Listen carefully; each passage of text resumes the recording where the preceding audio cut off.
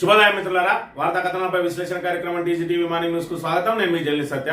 ముందుగా రాష్ట్రంలో జరుగుతున్న రాజకీయ పరిణామాలను కనుక పరిశీలించినట్లయితే 42% బీసీలకు ఏదైతే స్థానిక సంస్థల ఎన్నికల్లో రిజర్వేషన్లు కల్పిస్తామని చెప్పి కామారెడ్డి డిక్లరేషన్ లో మరి ఇక్కడ ఆ సూర్యుడు ఇటు మలిసిన ఈ చంద్రుడు అటు మలిసిన అమలు చేసి తీరుతామని చెప్పి ప్రగల్భాలు పలికిన రేవంత్ రెడ్డి చివరికి చేతులెత్తేసిండు. ఆఖరి పోరాటం చేసినాం, ఇక బీసీ రిజర్వేషన్లను తేల్చాల్సింది కేంద్ర ప్రభుత్వమే అని చెప్పి కాడెత్తేసిండు రేవంత్ రెడ్డి. మరోవైపు ఏదైతే విలేకరులతో జరిగిన చిట్ చాట్ లో మరి ఇక్కడ రిజర్వేషన్ల సంగతి ఏంటంటే ఇక రిజర్వేషన్లు రావు అని చెప్పి కుండబద్దలు కొట్టి బీజేపీని దోషిగా చేసే ప్రయత్నం చేస్తున్న పరిస్థితిని మనం ఇక్కడ ప్రధానంగా గమనించవచ్చు. ఇటు బీజేపీ అయితే అటు కాంగ్రెస్ అయితే రెండు కూడా బీసీలకు రిజర్వేషన్ ఇవ్వడానికి మరి ఇక్కడ సుముఖంగా లేవు అని చెప్పి తేడతెల్లమైంది. మరోవైపు చూసుకున్నట్టయితే ఏదైతే కాంగ్రెస్ జంతర్ మందర్ వద్ద నిర్వహించినటువంటి ధర్నాకు మరి ఇక్కడ వాళ్ళకి ఏ విధంగా చిత్తశుద్ధి ఉన్నది అని అంటే మరి ఏదైతే కేంద్ర నాయకత్వం అందరూ కూడా పాల్గొంటారని చెప్తే అందులో సోనియా గాంధీ కానీ, రాహుల్ గాంధీ కానీ, ప్రియాంక గాంధీ కానీ, కనీసం మరి ఇక్కడ వాళ్ళ అధ్యక్షుడు ఖర్గే కానీ ఎవ్వరు కూడా ఆ ధర్నాలో పాల్గొనకపోవడాన్ని బట్టి అంటే ఏ రాష్ట్ర ప్రయోజనాలు ఆ రాష్ట్రానికే, ఒక రాష్ట్రాన్ని ఇంకొక రాష్ట్రానికి వర్తించదన్న చందంగా ఉన్నది రాహుల్ గాంధీ కాంగ్రెస్ వ్యవహారం. మరి ఇక్కడ 42% తెలంగాణ కోసం పోరాడితే మిగతా రాష్ట్రాలు కూడా అడుగుతాయి, మరి మిగతా రాష్ట్రాలు కూడా అమలు చేయొచ్చు కదా, తప్పే ఉన్నది అని అంటే వాళ్లకు ఎక్కడి స్థానిక అవసరాలను ఎక్కడ స్థానికంగా మరి ఉన్న అంశాల మీద మాత్రమే వాళ్ళు మాట్లాడతారు తప్ప కాంగ్రెస్ ఒక విధానం లేదు అని చెప్పి తెల్లమైంది. మరి 99 ఎంపీలు కలిగిన కాంగ్రెస్ వాళ్ళకు తోడు మరి ఇండి కూటమి వీళ్ళందరూ కూడా మరి పార్లమెంటును స్తంభింపజేసినట్టయితే 42% రిజర్వేషన్ల మీద ఏదైతే కేంద్ర ప్రభుత్వం ఆలోచన చేయదా, మరి దాని మీద ఎందుకు పార్లమెంట్ లో ఈ అంశాన్ని లేవనెత్తడం లేదు అని మరి అక్కడ తెలంగాణ ప్రజానీకం ఒకసారి గమనించాలి. కేవలం తెలంగాణ బీసీల చెవులను సంతోషపెట్టడం కోసం ధర్నాల పేరుతోటి డ్రామాలు ఆడి ఇవాళ 42% మీద చేతులెత్తేసిండు. ఇక మరి ఇప్పుడు బంతి అడుదిరిగి ఇటుదిరిగి ఈరోజు బీసీల చేతుల్లోకి వచ్చింది. రేపటి రోజున స్థానిక సంస్థల ఎన్నికలలో కాంగ్రెస్ ను మరి ఇక్కడ పూర్తి స్థాయిలో కాంగ్రెస్ కు గుణపాఠం చెప్పాలంటే డిపాజిట్లు రాకుండా వాళ్ళను తిరస్కరించినప్పుడే, వాళ్లకు బుద్ధి చెప్పినప్పుడే, వాళ్లకు గొయ్యి తీసి పాతరేసినప్పుడే మరి ఇక్కడ బీసీలకు జరిగిన అన్యాయానికి మనం ఇక్కడ రివెంజ్ తీసుకున్నట్టుంటది. కాబట్టి ఖచ్చితంగా స్థానిక సంస్థల్లో ఎన్నికల్లో 42% రిజర్వేషన్ చేయమని చేతులెత్తేసిన కాంగ్రెస్ కు బుద్ధి చెప్పాల్సిన బాధ్యత బీసీలదే. అదే విధంగా బీసీలను ఏ విధంగా అయితే మోసం చేశారో సబ్బండ వర్గాలను మోసం చేశారు. కాబట్టి అందరికీ కూడా మరి అందరూ కూడా ఏకమై ఈ రోజున ఏదైతే కాంగ్రెస్ కు గుణపాఠం చెప్పాల్సిన అవసరం ఉన్నది. ఇక మేడిగడ్డకు సంబంధించి కాళేశ్వరం ప్రాజెక్టు మీద పీసీ ఘోష్ కమిషన్ నివేదిక ఏదైతే ఉన్నదో ఆ నివేదిక అనేది మేడి పండు చందంగా ఉన్నది, పొట్టైపోతుంది, దాని నిండా పురుగులే. అందులో ఎలాంటి మరి ఇక్కడ విచారణకు సంబంధించి మరి ఇక్కడ ఎవరినైతే దోషులను తెలుస్తా ఉన్నారో వాళ్లకు నోటీస్ ఇచ్చి మరి ఇక్కడ సెక్షన్ 8B ఫాలో అయ్యి మరి వాళ్లకు నిర్దోషిగా నిరూపించుకునే అవకాశం ఇవ్వాలని చెప్పి గతంలో మరి సుప్రీంకోర్టు అదేవిధంగా హైకోర్టు కూడా వివిధ కమిషన్ల విషయంలో తీర్పులు చెప్పినాయి. దాన్ని ఏది కూడా పాటించకుండా ఈరోజు పీసీ ఘోష్ కమిషన్ మరి ఇక్కడ కాంగ్రెస్ ఏదైతే ఇచ్చిన మరి పేపర్లు ఏవైతే ఉన్నాయో వాటన్నిటిని క్రోడీకరించి వాళ్ళ మాటలనే ఈయన నివేదిక రూపంలో పెట్టి ఏదైతే నివేదిక ఇచ్చిందో అది చెల్లనేరదు, అది కోర్టుల్లో నిలబడదు, అది ఏ దర్యాప్తు సంస్థకి ఇచ్చినా కూడా దానికి చట్టబద్ధత లేదు అని చెప్పి మరి ఇక్కడ సౌత్ ఫస్ట్ అనే మరి మ్యాగజైన్ నిన్నటి రోజున పెద్ద ఎత్తున కథనం వెలువరించింది. ఇటీవల మంత్రుల ఫోన్లు ట్యాపింగ్ అవుతున్నాయని చెప్పి మరి ఇక్కడ సంచలనాత్మకమైన కథనం ఏదైతే రాసిందో సౌత్ ఫస్ట్ మ్యాగజైన్ ఈ అంశాన్ని కూడా రాసింది. ఇది ఎట్టి పరిస్థితులలో నాలుక గీసుకోవడానికి తప్ప ఈ పీసీ ఘోష్ నివేదిక దేనికి పనిచేయదు, అది చెత్తబుట్టలో వాడేయడానికి రూపొందించిన నివేదిక, దానికి చట్టబద్ధత లేదు అని చెప్పి ఉండబద్దలు కొట్టిన అంశాన్ని మనం ఇక్కడ ప్రధానంగా గమనించవచ్చు. ఇక మంథని నియోజకవర్గం విషయానికి వస్తే మంథని నియోజకవర్గంలో ఇప్పుడు నెంబర్ 2గా ఉన్నాడు శ్రీధర్ బాబు. మరి ఇక్కడ ముఖ్యమంత్రి ఆయన ఏం చెప్తే అదే ఇంటా ఉన్నాడు అని చెప్పి కితాబునిస్తా ఉన్నారు అందరూ కూడా. మరి ఇక్కడ శ్రీధర్ బాబు అడిగితే ఏదైనా ఇవ్వడానికి ముఖ్యమంత్రి రేవంత్ రెడ్డి మరి సిద్ధంగా ఉన్నాడు. కానీ శ్రీధర్ బాబు మాత్రం అడగడానికి నోరు రావడం లేదు.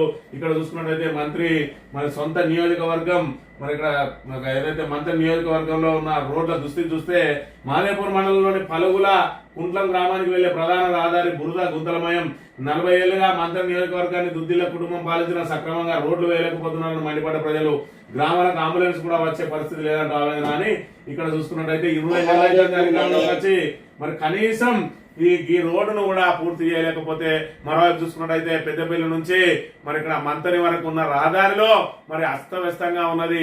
బీఆర్ఎస్ గవర్నమెంట్ లో శాంక్షన్ అనేది దానికి డిఎంఎఫ్టి నిధులు మరి కలెక్టర్ అకౌంట్ లో సిద్ధంగా ఉన్నాయి డబ్బులు, కానీ వాటిని కాంట్రాక్టర్ విడుదల చేయలేక కాంట్రాక్టర్ నిర్లక్ష్యంతో 20 నెలలుగా ఆ రోడ్డు దుస్థితి చూసుకున్నట్టయితే ఆ రోడ్డు ద్వారా ఆ దుమ్ము ధూళి అంత వచ్చి ఆ షాపింగ్ వాళ్ళు అక్కడ రోడ్డు పక్కన నివాసం ఉంటే వాళ్ళు రోగాల బారిన పడతా ఉన్నారు. అయినా కూడా శ్రీధర్ బాబుకు మనసు రావడం లేదు ఆ రోడ్లను పూర్తి చేయడంలో.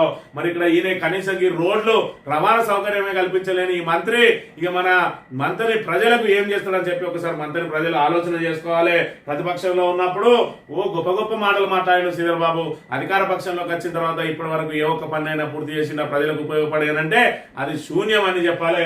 కనీసం ఇలాంటి రోడ్ల మీద ఏ విధంగా ప్రయాణం చేస్తారనే విషయాన్ని ఒకసారి గమనించాలి. కాళేశ్వరం నుంచి 7 కిలోమీటర్లు ఉండేటువంటి పలువులకు వెళ్ళే రహదారి. ఈ రహదారి ప్రధాన రహదారి బురద నీళ్ళతో నిండి ఉంది. కాళేశ్వరం నుంచి సుమారు 7 కిలోమీటర్లు అంతా ఏదైతే పవిత్ర పుణ్యక్షేత్రం నేషనల్ హైవే మరి దాని పక్కనే ఉన్నటువంటి పలుగుల దుస్థితి ఈ విధంగా ఉంటే ఇక తాగునీటి కోసలు ఏ విధంగా ఉన్నాయో మరొకసారి చూసుకున్నట్టయితే ఇది ఆయన సొంత మండలం కాటారం మండలం. తాగునీటిలో ఇక్కట పడుతున్నామని రేగులగూడెం పంచాయతీ కార్యాలయం ఎదుట గ్రామానికి చెందిన పలువురు మహిళలు గ్రామస్తులు కాలి బిందులతో బుధవారం నిరసన వ్యక్తం చేసినట. కొన్ని రోజులుగా మిషన్ భగీరథ నీళ్లు సరిగా రావడం లేదని బోర్ మోటార్ ద్వారా సరఫరా చేస్తున్న నీరు మురికిగా వస్తున్నాయని ఆరోపించారు. పంచాయతీ కార్యదర్శి కృష్ణవేణి వచ్చి ట్యాంకర్ ద్వారా నీరు సరఫరా చేస్తామని సమస్యను అధికారుల దృష్టికి తీసుకెళ్లి పరిష్కరిస్తామని తెలపడంతో ఆందోళన విరమించారు. మరి ఇక్కడ మంత్రి నియోజకవర్గంలో వర్షాకాలంలో తాగునీటి కోసం ఇబ్బందులు పడతా ఉన్నారు అని అంటే మంత్రి నియోజకవర్గ దుస్థితి ఏ విధంగా ఉన్నది. మంత్రి ప్రజల కోసం అహర్నిశలు పనిచేస్తాడని చెప్పి హైదరాబాద్ లో ఉన్న నాయకులు మంత్రికి ప్రాంతేతర నాయకులు ఏవైతే అనుకుంటారో అదంతా డొల్లా. మరి ఇక్కడ చూసుకున్నట్టయితే ఏదో ఒక చిన్న పత్రిక రాసిందో లేకపోతే ఏదైనా బురదల్లానికి రాసిందో కాదు, వీళ్ళు డబ్బులు ఇచ్చి మేపుతున్నటువంటి పత్రిక ఈనాడు అయితేంది, అదేవిధంగా ఆంధ్రజ్యోతి అయితేంది. ఈ 2 పత్రికలు రాసినాయి వాళ్ళ తాబేదారు పత్రికలు, వాళ్ళే డబ్బులు ఇచ్చి మేపేటువంటి పత్రికలే ఈ రోజు వీళ్ళ దుస్థితిని చూడలేక మరి ఇక్కడ ఇలాంటి అడపదడప ఒక్క వార్త రాసిరంటే ఇటువంటి ఎన్ని వందల సమస్యలను వీళ్ళు దాచి పెడతా ఉన్నారు. ఒక్కసారి మరి ఇక్కడ మంత్రి ప్రజానీకం అదేవిధంగా తెలంగాణ ప్రజానీకం గమనించాలి. శ్రీధర్ బాబు కనీసం మంచినీళ్లు కూడా ఇవ్వలేని దుస్థితిలో ఉన్నాడు. ఇవాళ ఏదైతే మంత్రి ప్రజలను గాలి కొదిలి హైదరాబాద్ లో మరి ఇక్కడ ఆయన రాజభోగాలు అనుభవిస్తా ఉన్నాడు. ఇక్కడ మంచినీళ్ల కోసం ఈ విధంగా అదేవిధంగా మరి ఏదైతే ఈ తోవలు రహదారులు ఈ విధంగా ఉండి అదేవిధంగా ప్రధాన రహదారి సైతం దుమ్ము ధూళితోటి నిండిపోయి ఆ రోడ్డు పనులు పూర్తి కాక నానా అవస్థలు పడతా ఉన్నారు. ఒకవైపు మరి ఇక్కడ ఏదైతే ప్రయాణికులతో పాటు ఆ రోడ్డు పక్కన నివాసం ఉంటామన్న వాళ్ళు అదేవిధంగా షాపింగ్ వాళ్ళు నానా నరక యాతన పడుతున్న శ్రీధర్ బాబు మాత్రం పట్టించుకోవడం లేదు. కేవలం ఆయన చెవులను సంతోషపెట్టి వచ్చినప్పుడల్లా మరి ఇక్కడ వాళ్ళ వైపు ముఖం చూసి మరి ఒకసారి పలకరించి చప్పుడేకి వెళ్ళిపోయి మీరు అట్లనే సావురి అన్నట్టుగా ఉన్నది ఆయన పరిస్థితి చూసుకున్నట్టయితే. ఇది మంత్రి ఎమ్మెల్యే పనితీరు ఏ విధంగా ఉన్నది, మంత్రిగా పనితీరు ఏ విధంగా ఉన్నది. కనీసం మంచినీళ్ళు ఇవ్వలేని, రవాణా సౌకర్యం కల్పించలేని, మరి ఇక్కడ కేసీఆర్ ఇచ్చినటువంటి మరి ఆ నిధులను సక్రమంగా వినియోగించలేని దుస్థితిలో ఉన్నాడు. ఇలా ఓడేడు బ్రిడ్జ్ పరిస్థితి చూసుకున్నట్టయితే 20 నెలలైంది, అక్కడనే పోయింది. మరోవైపు చూసుకున్నట్టయితే మరి ఇక్కడ ఏదైతే బ్రిడ్జిల విషయానికి వస్తే సోమనపల్లి దగ్గర కూలిపోయే ప్రమాదంలో ఉన్నది. దానికి కొత్త బ్రిడ్జి కట్టడానికి శాంక్షన్ చేయడు కానీ ఏదైతే ఆయన భూములు ఎక్కడైతే ఉన్నాయో వాళ్ళ బంధువుల భూములు ఏవైతే ఉన్నాయో వాళ్లకు ధరలకు లెక్కలు రావడానికి మరి ఇక్కడ ఏదైతే అవసరం లేని శివారం మీద మాత్రం బ్రిడ్జి కడతా అంటాడు. చిన్న కాళేశ్వరం సంవత్సరం లోపే పూర్తి చేస్తారని 20 నెలలు అయింది. ఇప్పటి వరకు అతిగతి లేని దుస్థితి నెలకొన్నది. ఇలా తాగునీటికి ఇబ్బందులు పడతా ఉన్నారంటే దానికి ఆ చిన్న కాళేశ్వరం నుంచి కనుక మరి ఈయన చెప్పిన పని పూర్తి స్థాయిలో చేసిందంటే ఈ నీళ్లకి తిప్పలు వచ్చేదా అనే విషయాన్ని కూడా ఒక్కసారి గమనించాలి. ఇది మంత్రి ఎమ్మెల్యే పనితీరు అనే విషయాన్ని తెలంగాణ యావత్ సమాజం గమనించాలి. ఇక వార్తా కథనాలను కనుక చూసుకున్నట్టయితే నమస్తే తెలంగాణలో మేడిగడపై నివేదిక మేడిపండే, ఘోష్ కమిషన్ నివేదిక చెల్లలేదు, న్యాయ పరీక్షకు నిలబడదు, చట్టంలోని సెక్షన్ 8B కమిషన్ పట్టించుకోలేదు, దర్యాప్తు దశలోనే కమిషన్ పలు తప్పిదాలు చేసింది, ఆరోపణలు ఎదుర్కొంటున్న వారు తమను నిర్దోషులుగా నిరూపించుకునే అవకాశం కమిషన్ ఇవ్వలేదు, ఆరోపణలు చేసిన వారిని క్రాస్ ఎగ్జామినేషన్ చేయలేదు, గతంలో అద్వానీ బాలసుబ్రహ్మణ్యం కేసులో సెక్షన్ 8B తప్పనిసరిని సుప్రీంకోర్టు ఏపీ హైకోర్టు స్పష్టీకరణ, సహజ న్యాయ సూత్రాలను సుప్రీంకోర్టు పునరుద్ధరణను ఏ దశలోనూ పట్టించుకొని జస్టిస్ ఘోష్ కమిషన్ అని చెప్పి మరి ఇక్కడ సెక్షన్ 8B పాటించలేదు అని చెప్పి ఇక్కడ మరి సౌత్ ఫస్ట్ అనే మరి మ్యాగజైన్ కథనం న్యాయ నిపుణుల మరి ఇక్కడ సలహాలు సూచనలు అవన్నీ తీసుకొని మరి ఇక్కడ దీని ఒక పెద్ద కథనాన్ని ప్రచురించింది. అసలు సెక్షన్ 8B అంటే ఏంటిది అని అంటే మరి ఇక్కడ ఏదైతే ఒక కమిషన్ విచారణ చేస్తుందో ఆ కమిషన్ విచారణకు సంబంధించి మరి ఏదైతే ఇటు ఆరోపణలు చేసిన వాళ్ళను ఇటు ఆరోపణలు ఎదుర్కొంటున్న వాళ్ళను ఇద్దరిని కూడా మరి ఇక్కడ విచారణ చేసి పూర్తి స్థాయి విచారణ అనంతరం ఏదైతే కమిషన్ ఒక నిర్ణయానికి వస్తుందో ఆ నిర్ణయానికి వచ్చిన తర్వాత మరి ఎవరినైతే దోషులుగా తేల్చాలనుకుంటుందో వాళ్ళకు ఒక నోటీస్ ఇచ్చి మరి ఇక్కడ దీనిలో మీరే దోషులుగా కనబడతా ఉన్నారు. ఇప్పుడు మేము ప్రాథమికంగా ఏదైతే సేకరించిన వివరాల ప్రకారం మరి ఎందుకు మీరు దోషులుగా మరి కాదో మీరే నిర్దోషులుగా నిరూపించుకోవడానికి మీ దగ్గర ఏమి ఆధారాలు ఉన్నాయని చెప్పి వాళ్ళ మీద ఏవేవైతే అభియోగాలు ఉన్నాయో ఈ అభియోగాల ప్రకారం నేను దోషిగా తేల్చే అవకాశం ఉన్నది. మరి దీనికి నీ సమాధానం ఏందని చెప్పి ఇవ్వాల్సిన నోటీసే 8B నోటీసు. దీని మీద గతంలోనే చెప్పింది సుప్రీంకోర్టు, చెప్పింది అద్వానీ విషయంలో, అదేవిధంగా హైకోర్టు చెప్పింది బాలసుబ్రహ్మణ్యం కేసులో. అయినప్పటికీ కూడా పీసీ ఘోష్ ఒక సుప్రీంకోర్టు న్యాయమూర్తి, మరి ఆయన ఏదైతే రిటైర్డ్ న్యాయమూర్తి అయినప్పటికీ కూడా సుప్రీంకోర్టు మార్గదర్శకాలను పాటించకుండా కేవలం కాంగ్రెస్ ఇచ్చినా మరి ఇక్కడ కరపత్రాలని నివేదిక రూపంలో ఇచ్చిందని చెప్పి ఇప్పటికే పెద్ద ఎత్తున ఆరోపణలు వెలువడుతున్న నేపథ్యంలో సౌత్ ఫస్ట్ కథనం ఇక్కడ సంచలనాత్మకంగా ఉన్నది. మరి ఇక్కడ ఈ 8B సెక్షన్ అనేది ప్రధానంగా మరి ఇక్కడ ఏదైతే మరి ఆరోపణలు కాంగ్రెస్ వాళ్ళు చేసిండ్రు లేదంటే ఇతరులు చేసిండ్రు ఆ ఆరోపణలను మరి ఇక్కడ ఎవరైతే ఆరోపణలు ఎదుర్కొంటా ఉన్నారో వాళ్ళ దగ్గర నుంచి క్రాస్ ఎగ్జామిన్ లేకుండా మరి ఇక్కడ ఏదైతే తేల్చిరో దీని మీద తీవ్రంగా తప్పుపడతా ఉన్నారు మేధావులు, న్యాయ నిపుణులు అందరూ కూడా. మరి దీని గురించి కుల్లా చెప్పాలనుకుంటే ఏదైతే దానికి సంబంధించిన మరి 8Bని ఏ విధంగా ఇయ్యాలి, అసలు ఎవరు బాధ్యులు, ఏ విధంగా బాధ్యులు అని చెప్పి ఇక్కడ కుల్లా రాసిండు. ఓ రాష్ట్రంలో అసెంబ్లీ సమావేశాలు జరుగుతున్నాయి. ముఖ్యమంత్రితో పాటు ఇతర మంత్రులు, ఎమ్మెల్యేలు, అధికారులు, సిబ్బంది అంతా అక్కడే ఆవరణలోనే ఉన్నారు. ఇందులో భారీ అగ్ని ప్రమాదం సంభవించింది. ఈ ప్రమాదంపై దర్యాప్తు జరిపేందుకు ప్రభుత్వం ఓ విచారణ కమిషన్ ఏర్పాటు చేసింది. కమిషన్ ముందు ముఖ్యమంత్రితో పాటు అందరూ హాజరై తమ వాదనలు వినిపించారు. విచారణ పూర్తి అయిన అనంతరం కమిషన్ ఒక నిర్ధారణకు వస్తూ ముఖ్యమంత్రి అసెంబ్లీ భవనానికి నింపిపెట్టారని తెలిసింది. అయితే ఈ నిర్ణయానికి రావడానికి ముందు ఆ కమిషన్ సీఎంకు ఒక అవకాశం కల్పిస్తూ మిమ్మల్ని దోషిగా ఖరారు చేయబోతున్నాము, మీరు ఎందుకు అంగీకరిస్తారా లేక నిర్దోషిని నిరూపించుకునే ప్రయత్నం చేస్తారా అని అడగాలి. అది సహజ న్యాయ సూత్రం. ఇలా అడగకుండా ఏకపక్షంగా నివేదికల పేర తీర్పులు ఇవ్వడం చట్టవిరుద్ధం.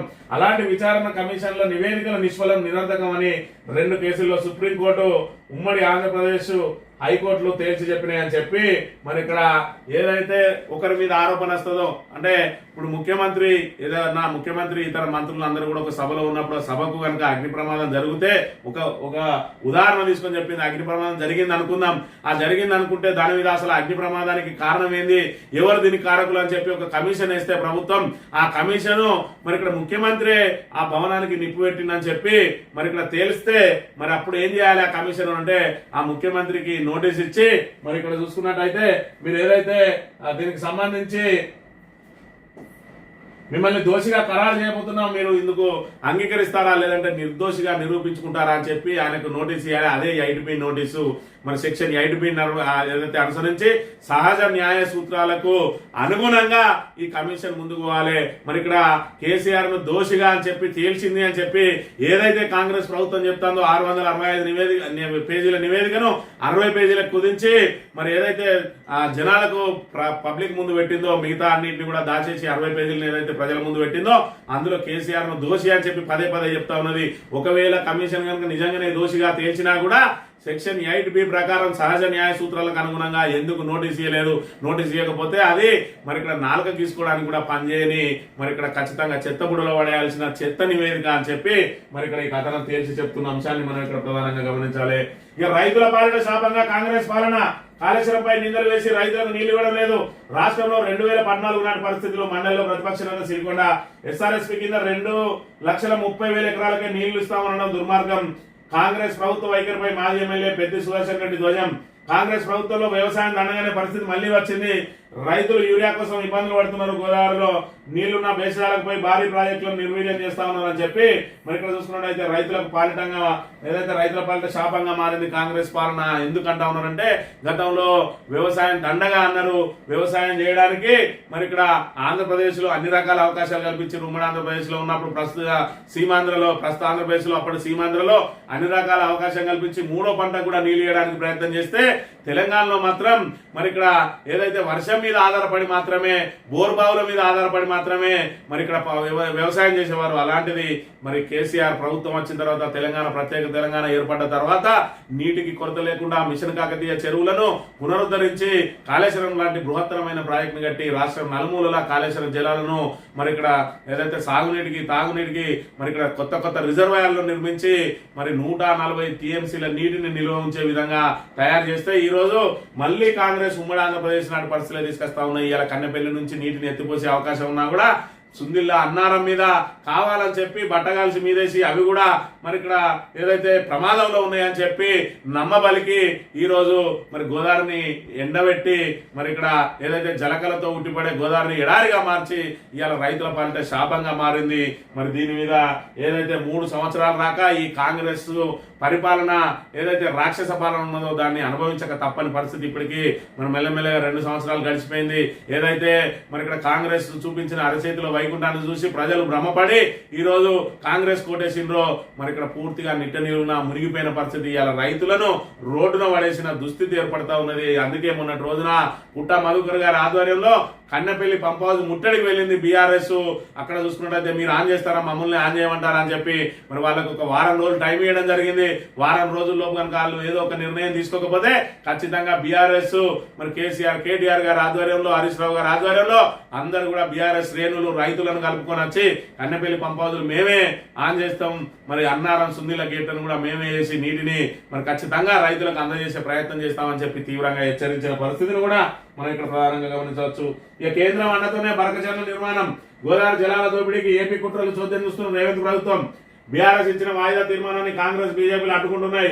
బీసీ కోట పైన 2 పార్టీల drama. Rajya Sabha BRS floor leader Suresh Reddy బీసీలను మోసం చేస్తే ప్రజలు ఉరికించి కొడతారంటున్న ఎంపీ వద్దిరాజు రవిచంద్ర అని చెప్పి మరి ఇక్కడ బనకచెర్ల నిర్మాణానికి సంబంధించి దీని మీద వాయిదా తీర్మానం ఇచ్చింది బీఆర్ఎస్. కానీ దాన్ని చర్చించడానికి మాత్రం పార్లమెంట్ లో మరి ఇక్కడ ఒకవైపు కాంగ్రెస్, మరోవైపు బీజేపీ రెండు కూడా అడ్డుకుంటా ఉన్నాయి. ఇలా కాంగ్రెస్ బీజేపీలు రెండు ఏకమై తెలంగాణను జలదోపిడికి గురి చేస్తున్న పరిస్థితిని మనం ఇక్కడ ప్రధానంగా గమనించాలి. ఈ 42% కోటా లేనట్టే బీసీ రిజర్వేషన్లపై కాడి వరేసిన సీఎం. ఆఖరి పోరాటం అయిపోయిందన్న రేవంత్, మేము చేసేదేం లేదు, రాత్రి అన్ని జరగవు, ఇక నిర్ణయం తీసుకోవాల్సింది బీజేపీ మోదీనే. బిల్లుకు ఆమోదం లభించకపోతే స్థానిక ఎన్నికల్లో ఎలా ముందుకెళ్లాలో ఆలోచిస్తాం. ఢిల్లీలో నిస్సహాయత వ్యక్తం చేసిన రేవంత్ రెడ్డి అని చెప్పి 42% రాదు అని చెప్పి కుండ బద్దలు కొట్టిండు ఇక్కడ రేవంత్ రెడ్డి. మరి ఇక్కడ చూసుకున్నట్టయితే ఆయన ఏం మాట్లాడిండో ఒకసారి విన్నట్టయితే, ఎన్నికలు రిజర్వేషన్లు అనేదానికి ఇప్పుడు రాష్ట్ర రాష్ట్రపతి దగ్గర పెండింగ్ ఉన్నాయి కాబట్టి ఇవన్నీ చర్చలు. ఎన్నికలు ఎవరు నిర్వహించాలో, ఎన్నికల అధికారులు ఎవరు నిర్వహించాలో అది తెలుసు. మరి రిజర్వేషన్ రావు, వస్తే గవర్నర్ గారు ఆమోదించారు. రిజర్వేషన్లు రావు, కథం తేల్చేసిండు, కాడెత్తేసిండు రేవంత్ రెడ్డి. ఇక బీసీలను నిండా ముంచిండు. రిజర్వేషన్ రావంటా ఉన్నాడు. ఆఖరి పోరాటం చేసినామంటే ఏం చేసినావా? ఆఖరి పోరాటం అంటే జంతర్ మంతర్ దగ్గర ధర్నా చేసినాం. ఈ ధర్నా చేస్తానైనా నువ్వు ఆ రోజు మేనిఫెస్టోలో పెట్టి కామారెడ్డి డిక్లరేషన్ లో మేము పోయి జంతర్ మంతర్ దగ్గర ధర్నా చేస్తామని చెప్పి పెట్టినవా? లేదంటే 42% అమలు చేసి తీరుతామని చెప్పినవా? ఆ రోజున ప్రజలు ఒక ఆలోచన చేయలేదు. మరి ఏదైతే సుప్రీంకోర్టు మార్గదర్శకాల ప్రకారం 50% కంటే మించద్దు కదా, మీరు ఎట్లా చేస్తారు? కేంద్రంలో మీరు వచ్చేది లేదు, సచ్చేది లేదు. మరి ఏ విధంగా ఇది పార్లమెంట్ లో చట్టంగా రూపొందుతుంది? పార్లమెంట్ లో మరి ఇక్కడ 9th షెడ్యూల్ లో చేర్చి పార్లమెంట్ లో ఆమోదం ఏ విధంగా తీసుకుంటారు అని అంటే, మనకేమి 100 అబద్ధాలైన ఒక పెళ్లి చేయాలన్నారు. కానీ వీళ్ళు 100 కాదు 420 420 హామీలు చీటింగ్ చేస్తున్నాం అని చెప్పి మరి 420 అనేదే చీటింగ్ కు గుర్తు. 420 ఆ 420 హామీలను యథేచ్ఛగా ఇచ్చిండ్రు. అధికారంలోకి రావడానికి 100 అబద్ధాలు ఆడు అంటే 420 అబద్ధాలు ఆడిండు శ్రీధర్ బాబు.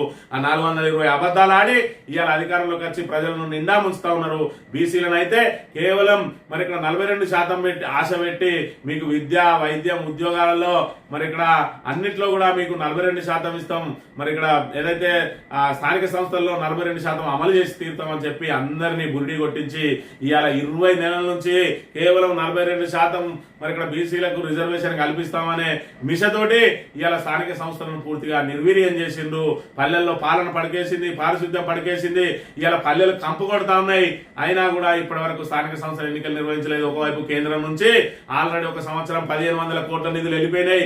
2వ సంవత్సరం కూడా మరి ఇంకా మరో 1500 కోట్లు కూడా ఉష్కాకి కాబోతా ఉన్నాయి. అంటే సుమారు 3000 కోట్లు కేంద్రం నుంచి వచ్చే నిధులు స్థానిక సంస్థలకు అందకుండా పోయింది.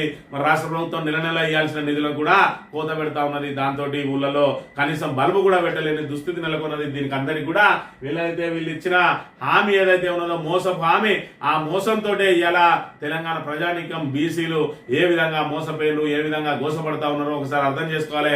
42% ఆర్డినెన్స్ ఇయ్యంగానే పాలాభిషేకాలు చేసిన బీసీ నాయకులారా, ఇలా కాంగ్రెస్ ను బొందబెట్టడానికి కూడా మీరు ఖచ్చితంగా ముందుండి నడుము కట్టాలి. లేకపోతే బీసీలు అందరూ బీసీ నాయకులుగా చెప్పుకొని చెలమనయ్యే మిమ్మల్ని పొందబెడతారనే విషయాన్ని ఒకసారి గుర్తు పెట్టుకోవాలి. ఇక బీసీలకు రేవంత్ కోసం కోటా తెస్తామంటూ ఢిల్లీ వెళ్ళి ఏం సాధించారు? రాహుల్ ప్రధాని అయితేనే రిజర్వేషన్ అని ఆనాడు ఎందుకు చెప్పలేదు రేవంత్? నీ చేతిలోనే సప్లాన్ అయినా బీసీలకు 1,00,000 కోట్ల బడ్జెట్ ఎందుకు పెట్టవు? ఐఏఎస్ ఐపీఎస్ లో కాంగ్రెస్ వల్ల పచ్చి అబద్ధాలు ఆడుతున్నారు. 2 నెలల్లో మళ్ళీ వస్తాం, లెక్క సరి చేస్తాం.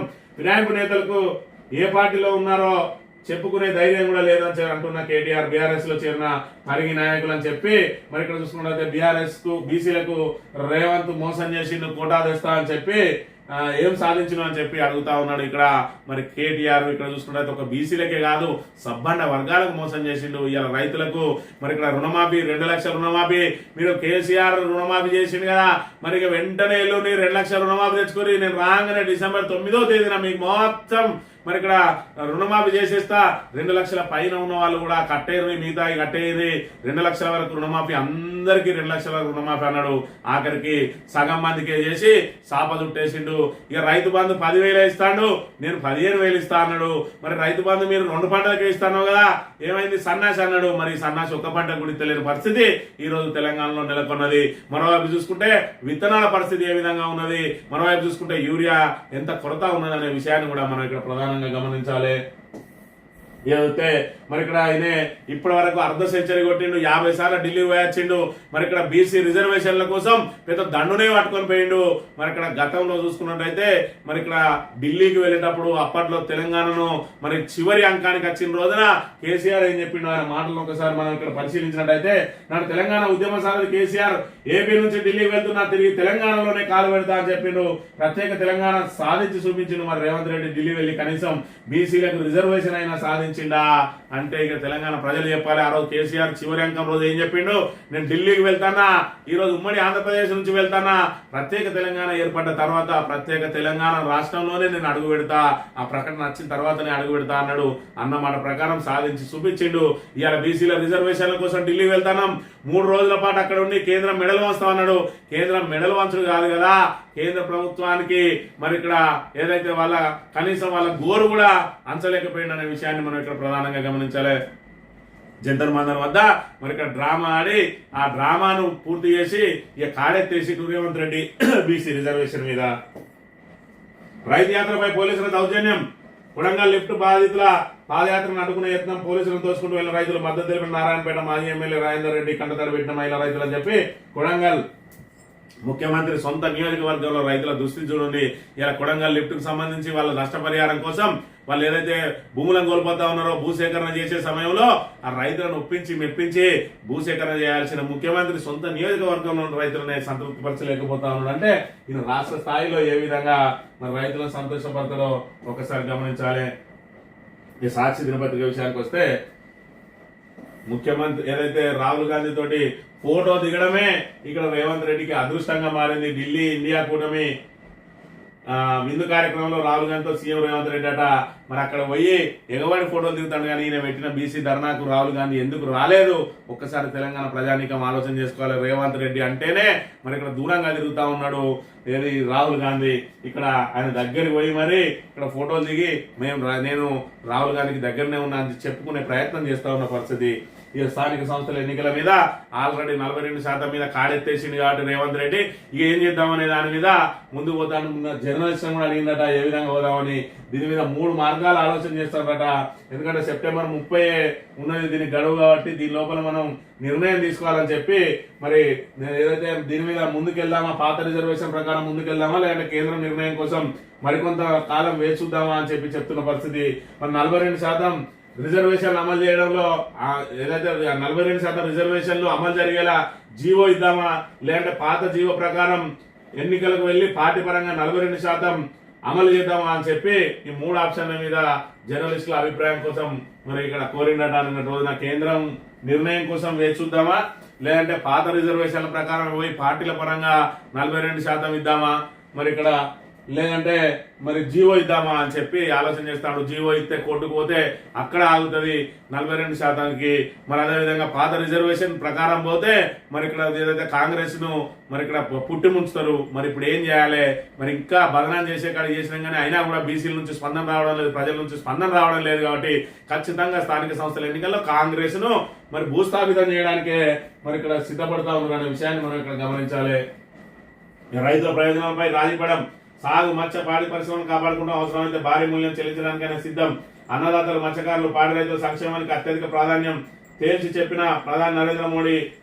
డొనాల్డ్ ట్రంప్ హెచ్చరికలను పరోక్షంగా తిప్పికొట్టిన ప్రధాని అని చెప్పి డొనాల్డ్ ట్రంప్ మరి ఇక్కడ టారిఫ్ దండయాత్ర నడుస్తూనే ఉన్నది. 8 గంటలే గడిచినాయట, ముందు మరిన్ని ఆంక్షలు ఉంటాయని చెప్పి ఇప్పటికే 50% విధించిండు. ఒకసారి 20%, ఒకసారి 20%, ఇంకా 100% కూడా పోతాం మీరు ఏదైతే రష్యా తోటి ఉంటాయని చెప్పి. మరోవైపు మీరు ఏం చేసినా మా రైతులను, మా పాడి పరిశ్రమ రైతులను, మత్స్య పరిశ్రమ రైతులను మేము మరి ఇక్కడ ఖచ్చితంగా కాపాడుకుంటాం అంటున్నారు. ఏవైతే ఆహార ఉత్పత్తులు అమెరికాకు ఎగుమతి అవుతాయో ఆ ఎగుమతి మీద పెద్ద ఎత్తున ఈ సుంకాల భారం పడే అవకాశం ఉన్నాయి. కాబట్టి దాంతో మత్స్య పరిశ్రమ, మరి ఇక్కడ సాగు పరిశ్రమ, అదేవిధంగా పాడి పరిశ్రమ వీటన్నిటి మీద కూడా పెద్ద ఎత్తున మరి ఇక్కడ భారం పడే అవకాశం ఉంది. కాబట్టి వాళ్ళందరినీ కూడా కాపాడుకుంటామని చెప్పి చెప్తున్న పరిస్థితిని మనం ఇక్కడ ప్రధానంగా గమనించాలి.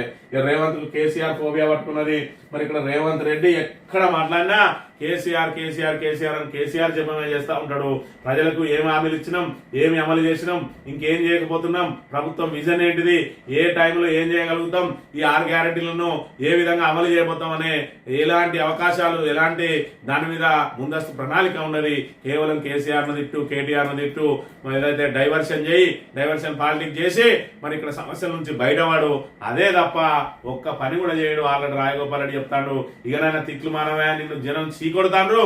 మరి ఇక్కడ ఏదైతే మనం ఏం చేస్తామో చెప్పు, మనం ఏం హామీలు ఇచ్చినామో ఎట్లా మనం చేస్తామో చెప్పు, కానీ పనిడిచి పెట్టి మరి తిట్టదండకం బంద్ చేయని చెప్పి చెప్తున్న పరిస్థితి మనం ఇక్కడ గమనించాలి. ఇక బీసీ రిజర్వేషన్ తగ్గించే కుట్ర తెలంగాణలో ఇప్పటికే 34% బీసీ రిజర్వేషన్లు, వాటిని 32%కి తగ్గించేలా సర్కార్ ప్రణాళిక.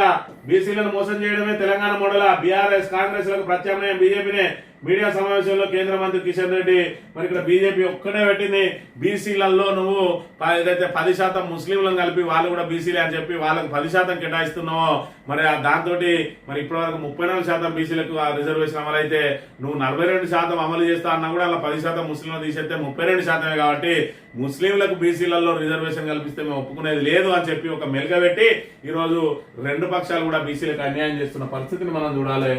ఆంధ్రజ్యోతి విషయానికి వస్తే బీజేపీ బీఆర్ఎస్ అడ్డు, బీసీ రిజర్వేషన్లకు వ్యతిరేకం, అపాయింట్మెంట్ ఇవ్వద్దని రాష్ట్రపతిపై మోదీ షా ఒత్తిడి.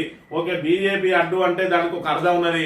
బీఆర్ఎస్ ఎట్లా అడ్డో రేవంత్ రెడ్డి చెప్పాలి. చేతగాంతనాన్ని పక్కుల మీద రుద్దడానికి రేవంత్ రెడ్డికి మరి ఇక్కడ ఏదైతే నోరానిది మరి మోరే అన్నట్టుగా ఉంటది. నీ నాలుక నరం లేని నాలుక ఎడైనా దిప్పుతావా రేవంత్ రెడ్డి అన్నట్టున్నది నీ మాటలు.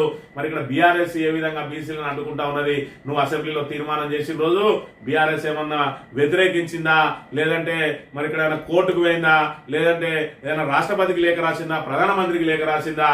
ఇంకా కూడా సిగ్గు శరం లేకుండా ఏదైతే తన అసమర్థతను, తన చేతగాంతనాన్ని, మరి ఇక్కడ తన వైఫల్యాన్ని కప్పిపుచ్చుకోవడం కోసం ఇంకా కూడా బీఆర్ఎస్ మీద ఆరోపణలు చేస్తా ఉన్నారు. ఇలా బీజేపీ కాంగ్రెస్ లు ద్రోహం చేస్తా ఉన్నాయి. ఎందుకంటే కేంద్రంలో అదే అధికారంలో ఉన్నది, రాష్ట్రంలో నువ్వు అధికారంలో ఉన్నావు. మరి ఇద్దరు కలిసి కూడబలుకొని కుమ్మక్కై ఇలా బీసీలకు అన్యాయం చేస్తూ ఇంకా బీఆర్ఎస్ మీద విమర్శలు చేస్తే నేను ప్రజలను చీకొట్టడమే కాదు పాతరేయడానికి కూడా సిద్ధంగా ఉన్నారన్న విషయాన్ని మనం ఇక్కడ గమనించాలి. ఎర్రవల్లే చెర్లపల్లెట కేసీఆర్ ప్రభుత్వం జైల్లోనే ఉన్నాడు. ఫామ్ హౌస్ తనను బంధించుకున్నాడు. ఎన్నికల్లో ఓడించడమే ఆయనకు పెద్ద శిక్ష. కేసీఆర్ ఆరోగ్యం జాగ్రత్తను అధికారులకు చెప్తా. ఫిరాయింపు తప్పని సుప్రీం తీర్పిస్తే మేము సేఫ్. 65 మంది ఎమ్మెల్యేలు మాతో ఉంటారుగా. ఎన్నికల ప్రక్రియలో మోసాలు జరిగేది నిజం. కొడంగల్లో 15,000 ఓట్లు మాయం. మీడియాతో ఇష్టాగోష్లో సీఎం రేవంత్ రెడ్డి అని చెప్పి మరి ఇక్కడ చూసుకున్నట్టయితే ఏదైతే కేసీఆర్ ను మరి అరెస్ట్ చేస్తా అని అంటా ఉన్నారు. మరి ఏదైతే కాళేశ్వరం నివేదిక మీద అరెస్ట్ చేస్తారా అంటే మేము ఆయనే జైల్లో ఉన్నాడ ప్రస్తుతం. ఎర్రవల్లే అది చెర్లపల్లి జైలు లాంటిది, ఆయనకైనా శిక్ష వేసుకున్నాడు అంటాడు. ఎందుకంటే నువ్వు పెట్టిన కాళేశ్వరం నివేదికలో వాళ్ళ వెంట్రుక కూడా వీకలేరు. కాబట్టి ఇదో కొత్త నాటకం ఆడుతా ఉన్నాడు రేవంత్ రెడ్డి. ఏదైతే తప్పుల తడకగా కాంగ్రెస్ నివేదిక ఇచ్చిందో పీసీ ఘోష్ తన తీసుకున్న జీతానికి మరి ఇక్కడ వాళ్ళను సంతృప్తి పరిచే విధంగా ఇచ్చిన నివేదిక మరి ఇక్కడ సెక్షన్ 8B ప్రకారం అది బుట్ట దాకా అది చెత్త బుట్టతోటి సమానం, చెత్త కుప్పలో పడేయడానికి తప్ప దేనికి పనిచేయదు. కాబట్టి కొత్త రాగం ఆలపిస్తా ఉన్నాడు మరి ఇక్కడ రేవంత్ రెడ్డి. దాంతో ఏమీ చేయలేరు కాబట్టి అది మొత్తం తప్పుల తడక కాబట్టి అది ఏ దర్యాప్తు సంస్థకి ఇచ్చినా కూడా ఆ దర్యాప్తు నిలబడదు. కాబట్టి ఈరోజు మళ్ళీ మాట మార్చి కేవలం దాన్ని ఆరోపణలు చేయడం కోసం మరి అందులో 665 పేజీలను పబ్లిక్ డొమైన్ లో ఎందుకు పెడతావా రేవంత్ రెడ్డి అంటే అనేక అంశాలు దానిలో చర్చించబడ్డాయి.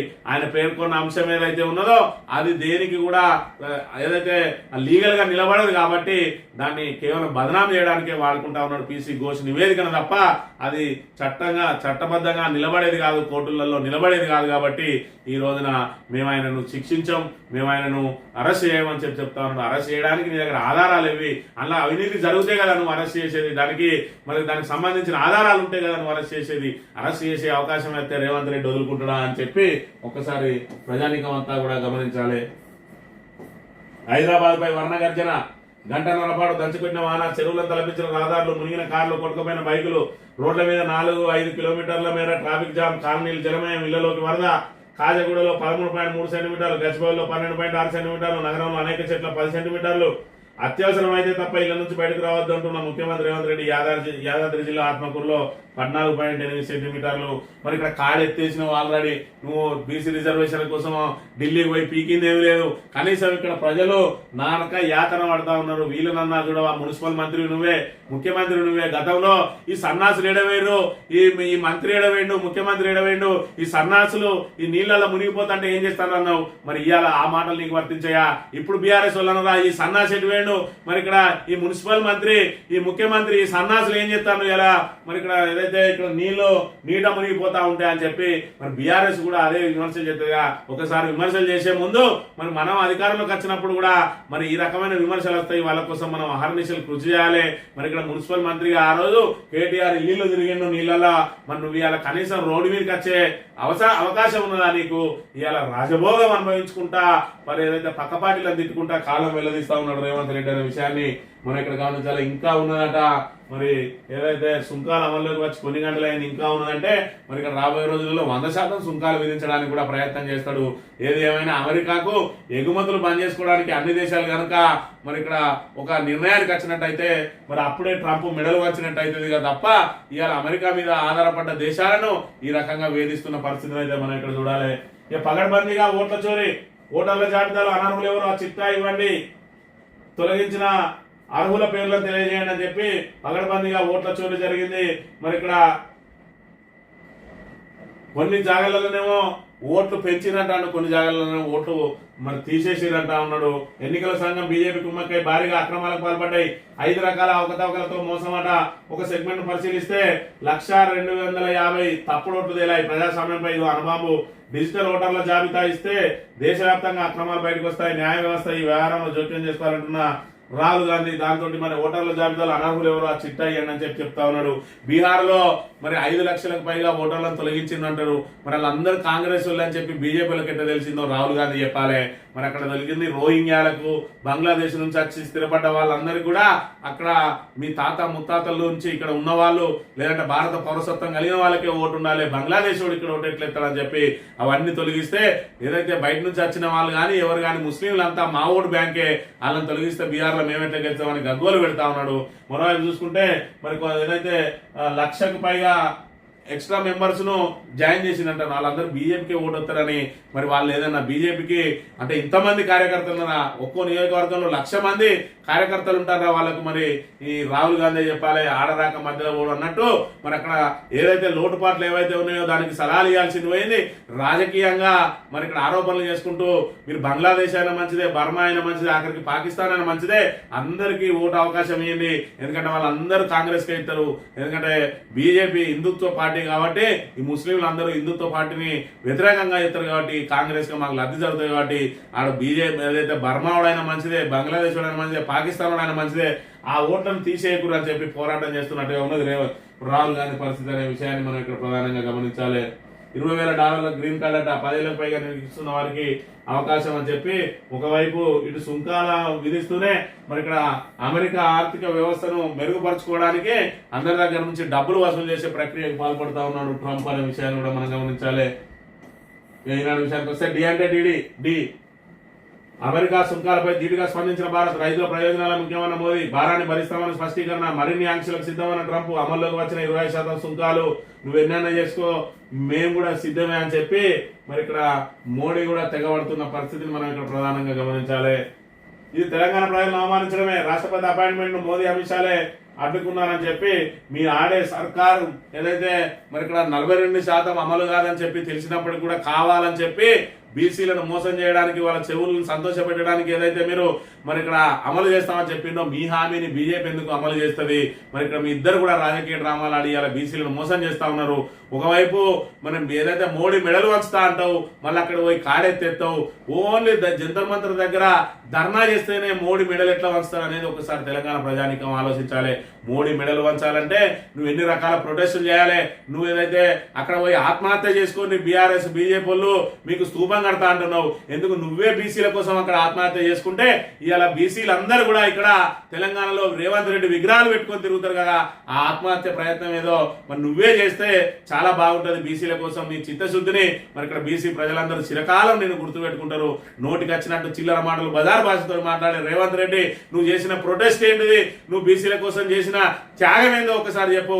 జంతర్ మంతర్ దగ్గర ధర్నా, కుక్కలు కూడా ఎత్తే అక్కడ పోయి ధర్నా, దానికి నేను ఇది మొత్తం చివరి అస్త్రాన్ని ఉపయోగించినాం. అదే అస్త్రం నీకు 99 మంది ఎంపీలు ఉన్నారు. ఇలా రాహుల్ గాంధీని కనీసం అక్కడ ధర్నాకు తీసుకురాలేకపోయినావు, మల్లికార్జున ఖర్గేను ధర్నాకు తీసుకురాకపోయినావు, రాలేకపోయినావు, సోనియా గాంధీ ప్రియాంక గాంధీలను కూడా కనీసం అక్కడికి తీసుకురాలేకపోయినావు. మరి అలా చూసుకున్నట్టయితే పార్లమెంట్ లో 99 మంది ఎంపీలు ఉన్నారు. 200 పైచీలకు మరి ఇక్కడ ఎంపీలు ఇండి కూటమికి ఉన్నారు. ఈ 200 పైచీలకు ఎంపీలను కనుక ఒప్పించి వాళ్ళందరితోటి ప్రొటెస్ట్ చేయించి మరి ఇక్కడ ఏదైతే మరి ఇక్కడ ఆపరేషన్ సింధూర్ మీద చర్చ చేయాల్సిందే అని చెప్పి ఏదైతే పట్టుబట్టిందో బీహార్, మరి ఏదైతే బీహార్ ఓట్ల విషయంలో ఏదైతే ఎలక్షన్ కమిషన్ ఓట్ల తగ్గింపు దాని మీద మరి ఆ ఓటర్ల జాబితా మీద కూడా చర్చించాలని పట్టుబడి 3 రోజుల పాటు మరి ఇక్కడ ఉభయ సభలను స్పందింపజేసిండ్రో దాంతో మరి ఇక్కడ ప్రభుత్వం చర్చకు పెట్టిందా లేదా దాని మీద 16 గంటలు ఇంట్లో 16 గంటలు మరి రాజ్యసభలో దాని మీద చర్చ జరిగింది.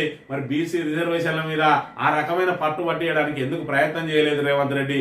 ఇది కాంగ్రెస్ తెలంగాణ ప్రజలకు, తెలంగాణ బీసీలకు చేసిన మోసం కాదా అని ఒకసారి తెలంగాణ ప్రజానీకం అంతా ఆలోచన చేసుకోవాలి.